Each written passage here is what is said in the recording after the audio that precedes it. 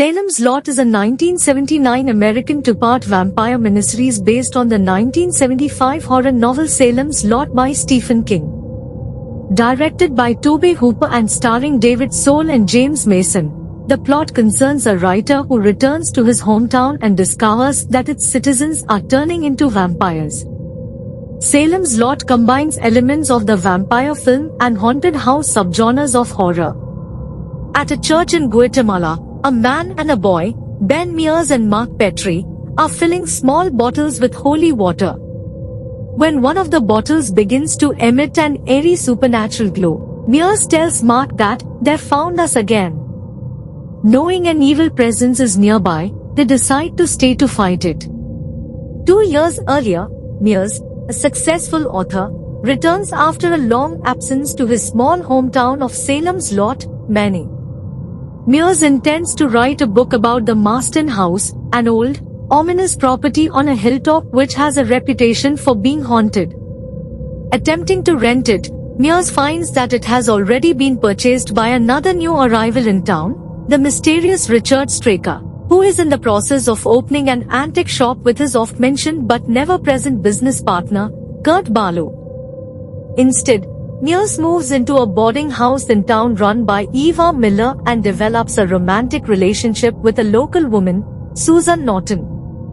He befriends Susan's father, Dr. Bill Norton, and reconnects with his kindly former school teacher, Jason Burke.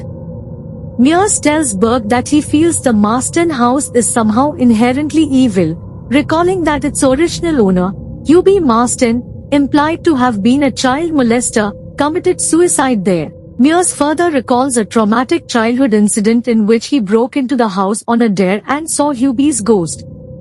After a large crate is delivered to the Marston house one night, townspeople begin to disappear or die under strange circumstances. Mears and Straker are the main suspects as they are both new in town, but it eventually becomes clear that the crate contains Straker's business partner, Kurt Barlow, an ancient vampire who has come to Salem's Lot after sending Straker to make way for his arrival. Straker kidnaps a young boy, Ralphie Glick, as an offering to Barlow, while Barlow himself causes local realtor Larry Crockett to die of fright when he appears. The Glick boy then returns as a vampire to claim his brother, Danny. After his funeral, the undead Danny infects a gravedigger, Mike Ryerson, and attempts to prey on one of his school friends, Mark Petrie. However, Mark is a horror film buff and manages to repel Danny with a cross.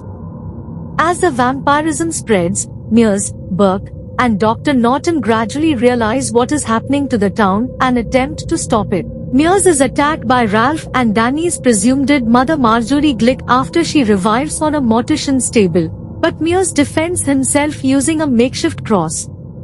Mark's parents are both killed by Barlow, though Mark escapes with the assistance of a local priest.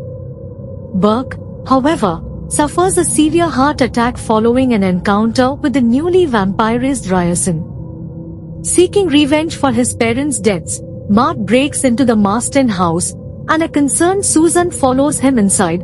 Both are soon captured by Straker. Later, Mears and Dr. Norton enter the house, too, where Straker kills Norton by impaling him on a pair of antlers before he himself is fatally shot by Mears. Afterwards, Mears and the freed Mark find Barlow's coffin in the cellar and destroy him by driving a stake through his heart. Fleeing the other vampires in the house, the infected townsfolk, the two set fire to the Marston property as they leave, though Susan is nowhere to be found. While the house burns, the wind carries the fire towards the town itself. As he and Mark drive away from Salem's Lot, Mears comments that the fire will drive all the vampires from their hiding places and purify the town from the evil that has engulfed it. The story returns to Mears and Mark at the church in Guatemala 2 years later. It becomes clear that they are on the run from the surviving Salem's Lot vampires, and that their bottles of holy water glow whenever a vampire is nearby. Realizing that they have been tracked down yet again, Mears and Mark return to their lodgings to collect their belongings. Once there, Mears finds Susan lying in his bed. Now a vampire, She prepares to bite him as he leans down to kiss her, but instead Mears drives a stake through her heart and destroys her. A grief-stricken Mears then leaves with Mark, knowing that the vampires will continue to pursue them.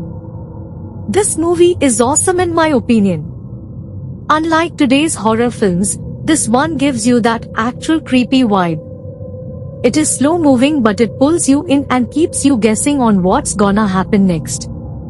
The house is so creepy inside.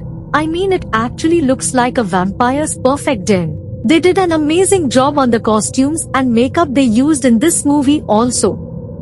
To be a 1979 horror movie, it really creeped me out. And you can't go by today's standards because of course the special effects and stuff will be better, but I have always been a fan of the older horror movies because they actually are scary and this movie delivers. Salem's Lot will always be a fave of mine. Thank you all.